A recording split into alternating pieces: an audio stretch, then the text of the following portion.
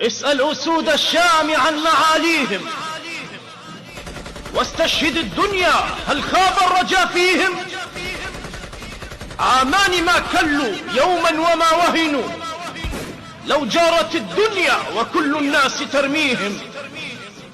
غدرت بهم فلا أحد يناصرهم، لكن رب الكون ناصرهم وحاميهم.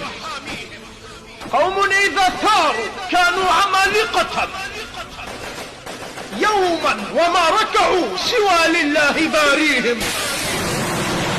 لا البطش يفزعهم، لا الجوع يردعهم، لا السجن يرعبهم، لا الموت يثنيهم. أكرم بقوم رسول الله قائدهم، ما خاب قوم رسول الله هاديهم. أحفاد صديق وفاروق وحيدرة، أحفاد ذي النورين أكرم بماضيهم. أحفاد سيف الله في اليرموك حين بدع، يرمي جيوش الروم في الواقوس يرديهم. أحفاد قعقاع معاوية وعكرمة، عز الصحابة يبدو في مآقيهم. طوبى لأهل الشام، يا طوبى لثائرهم، هم سادة الدنيا فلا أحد يباريهم.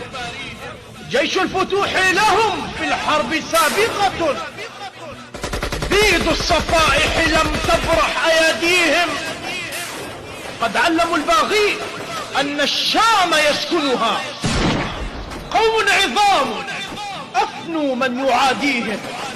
اسألوا سود الشام عن معاليهم، واستشهد الدنيا هل خاب الرجا فيهم. اسأل شبابهم، اسأل شيوخهم، اسأل نساءهم، اسأل ذراريهم. تأتيك أخبار بأن الشام صامدة، والفجر آتيهم وإن طالت لياليهم.